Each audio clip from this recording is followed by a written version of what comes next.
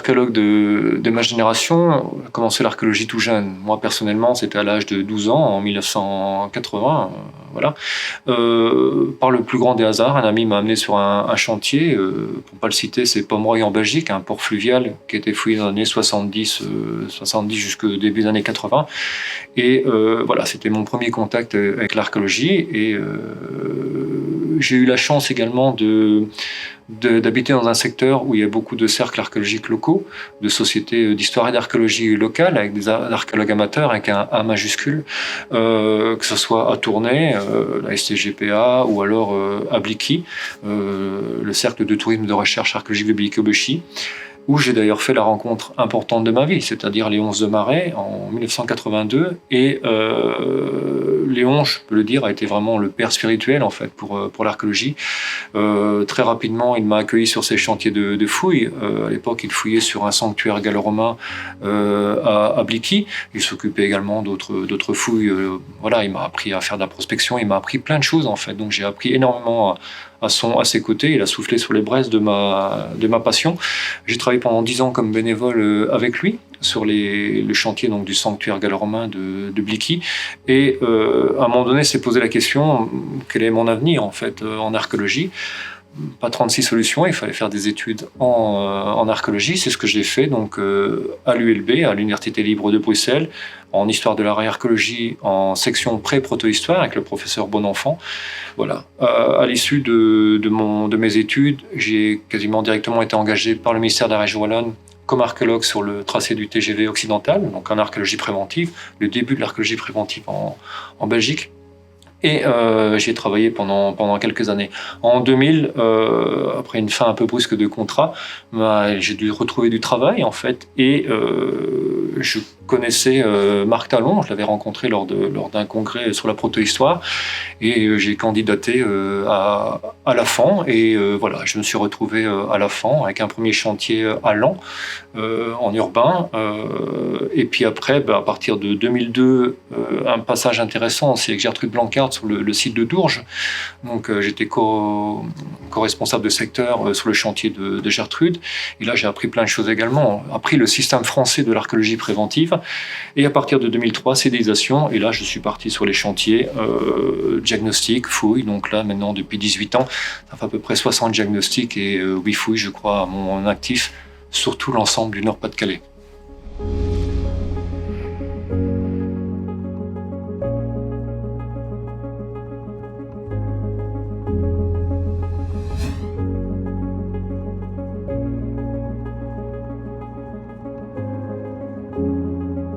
Alors, je suis tombé relativement tôt dans la protohistoire, en lien avec mes recherches menées dans la région de Blicky. Voilà, en faisant des fouilles de sauvetage dans ma région, en amateur, je suis tombé sur plusieurs sites protohistoriques. On ne connaissait pas le matériel dans les années 80, on ne connaissait pas la typologie du mobilier céramique. Et dans le cadre de mes études, j'ai eu l'occasion de faire l'équivalent d'un mémoire de maîtrise sur la céramique de l'âge du bronze, premier âge du fer, dans la partie occidentale de Hainaut, ce qu'on appelle actuellement la Wallonie picarde. Et voilà, donc ça c'était la première approche par rapport à la protohistoire. Puis après, la vie professionnelle fait qu'on lâche un petit peu. J'ai eu la chance à l'INRAP de pouvoir continuer à faire des études pour mes collègues en parallèle à mes activités de terrain, d'études de céramique, de l'âge du bronze et également du premier âge du fer. Et j'avais toujours, comme le corpus s'est vraiment étoffé rapidement, j'avais toujours un vieux projet qui avait été initié en 2000 avec Jean Bourgeois, donc professeur à l'université de Gand, de faire un doctorat. Et comme le corpus est devenu suffisant, en fait, j'ai relancé le doctorat.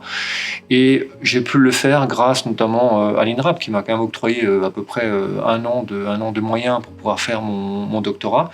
Et je l'ai donc fait à l'université de Gand, donc sur la typologie du mobilier céramique de l'âge du bronze final, du premier âge du fer, dans le bassin de l'Escaut. Alors pourquoi cette région? Déjà dans la région dans laquelle je travaille, dans laquelle j'ai accumulé un gros corpus. Puis c'est une région très particulière au niveau des interactions culturelles à l'âge du bronze. On voit très bien que de part et d'autre des deux rives de l'Escaut, en fait, il y a des choses qui se passent. Il y a des relations importantes entre Est-Ouest, entre le Rhin, l'Angleterre, entre le bassin parisien, les Pays-Bas, et tout passe par notre région.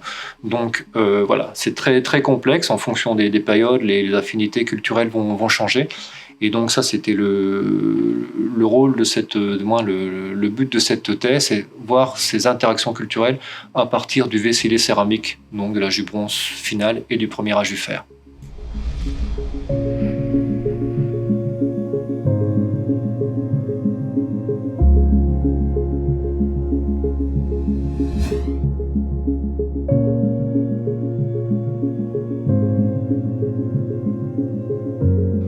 Alors déjà, à titre très personnel, l'ESCO, au niveau de mon histoire familiale, a un rôle important parce que mes grands-parents étaient bateliers, ils habitaient sur l'ESCO, sur la frontière. Ma grand-mère est née sur une péniche sur l'ESCO, donc il y a déjà un lien familial assez important avec le fleuve. Et il est vrai que dans le cadre de ma carrière d'archéologue, j'ai souvent été confronté à l'ESCO, que ce soit déjà au niveau des interactions culturelles, notamment pour l'âge du bronze, premier âge du fer. On voit très bien que l'ESCO sert de frontière culturelle, frontière entre guillemets, de part et d'autre de ces deux rives. Mais il faut savoir également que l'Escaut est un fleuve important au niveau géopolitique pour nos régions. Ça commence dès la fin du second âge du fer, à l'époque gauloise. Il va faire frontière entre des peuplades gauloises, entre les Nerviens, les Ménapiens et les Atrébates. À l'époque romaine, en fait, cette frontière va être reprise, donc ça sera la limite de cité entre les Nerviens, les Atrébates et les Ménapiens. Et à partir de cette époque-là, la carte va se figer. Donc, ce qui était un fait à l'époque gallo-romaine va se transmettre au siècle suivant, notamment déjà au Moyen-Âge avec la transposition des diocèses ecclésiastiques, à savoir le diocèse de Cambrai-Arras et le diocèse de Tournai-Noyon, en fait, avec l'Escaut qui va continuer à faire la frontière entre les deux, mais également frontière entre les pagis mérovingiens et carolingiens, entre les pagis qui seront à l'origine de la naissance des comtés de Hainaut, comtés de Flandre.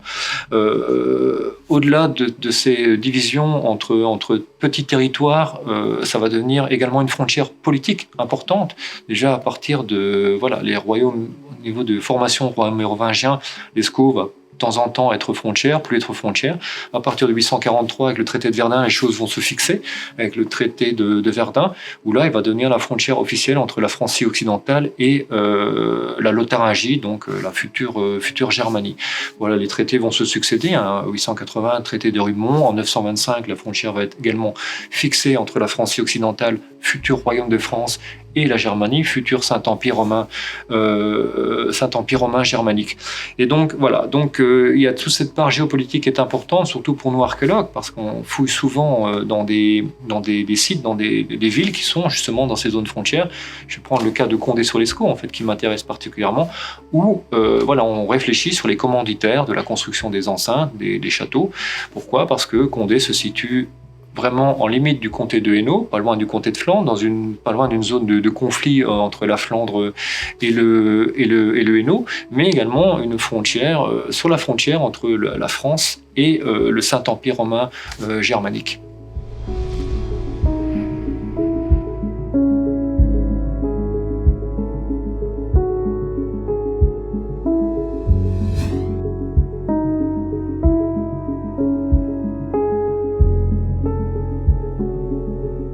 J'ai commencé l'archéologie, bien entendu, dans l'époque gallo-romaine, puis après, par la force des choses, par les années passées en archéologie comme archéologue amateur ou comme archéologue professionnel, on est amené à découvrir plein d'autres périodes, que ce soit notamment dans l'archéologie préventive.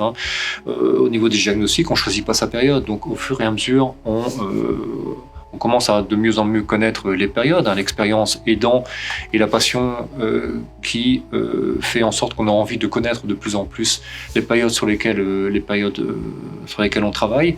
Il y a des secteurs, par exemple, je vais prendre un exemple, par exemple Saint-Amand-les-Eaux, et c'est vrai que là il faut être très réactif sur toutes les périodes. Un diagnostic dans un territoire donné, fait que on doit assez rapidement reconnaître un site gallo-romain d'un site. Voilà, déjà sur le terrain, on est censé déjà pouvoir avoir une très bonne déjà connaissance du mobilier que l'on sorte, qu'on peut déjà dater son site.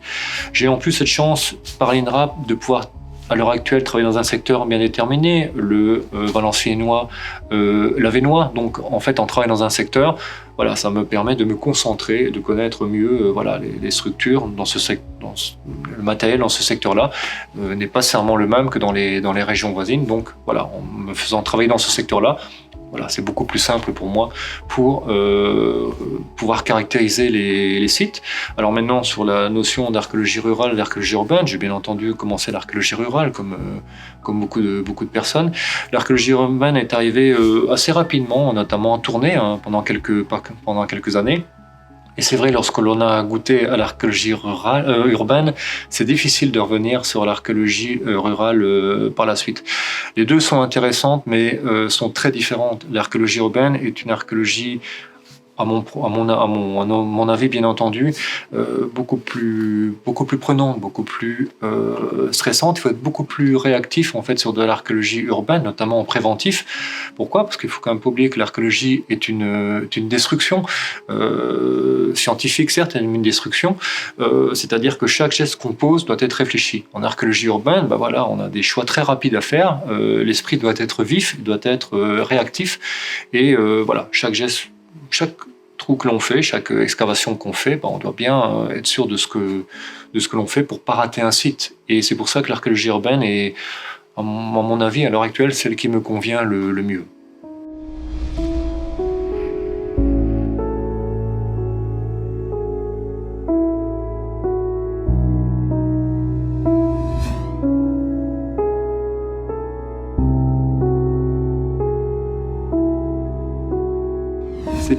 C'est une question très compliquée et la réponse pourrait être longue. Voilà, si je résume, sur un laps de temps passé dans l'archéologie aussi long, quasiment 40 ans, il est évident que certaines découvertes clignotent un peu plus que d'autres. Ça va être difficile d'en choisir. Chaque chantier, en fait, que ce soit un diagnostic perdu au fin fond d'un terroir ou un diagnostic urbain, m'apporte des choses. C'est une passion, encore une fois, avant tout. Donc, je m'investis dans chaque chantier comme si c'était un renouvellement à chaque fois. Donc, c'est la passion qui parle d'abord. C'est vrai que maintenant, il y a des périodes ou des sites. Bon, l'âge du bronze, c'est simplement pour mes études. Voilà. C'est un fil conducteur sur ma carrière, donc ça c'est vrai que l'âge du bronze final c'est une période que j'apprécie. Bien entendu, j'ai des découvertes de plein d'autres périodes. Pour l'époque romane, il y a les caveaux de Soltin, les caveaux à hypogée de Soltin, mais voilà, c'est très difficile de sortir des sites. Alors, n'en déplaise à mes collègues français, mais j'ai un petit faible pour mes chantiers en archéologie urbaine. Les années passées à tourner restent pour moi les années de ma jeunesse comme archéologue, un peu chien fou. On découvrait un petit peu l'archéologie, les techniques, l'archéologie.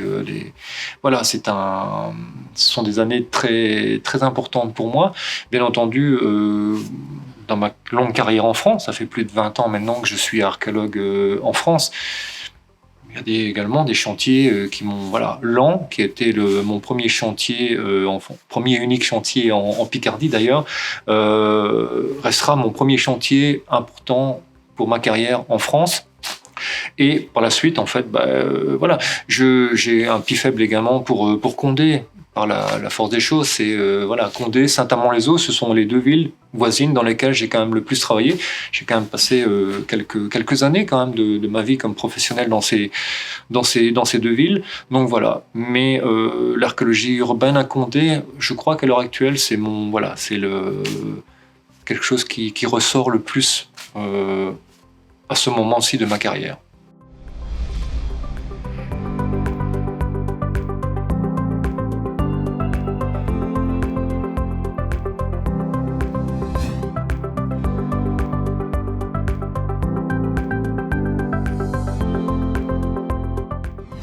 Bien entendu.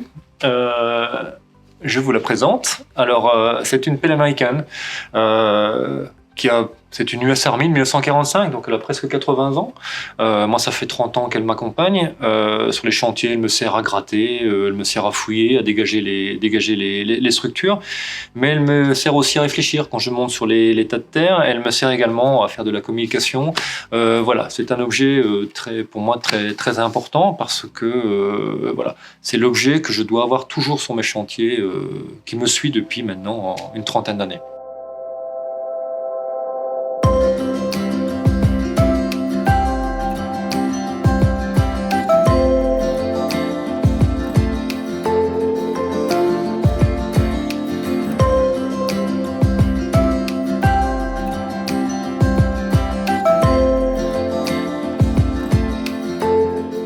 Alors, c'est une science, bien entendu avant tout, qui permet par la culture matérielle, les structures, de retourner à la vie de nos ancêtres. Et pour moi, avant tout, c'est une passion.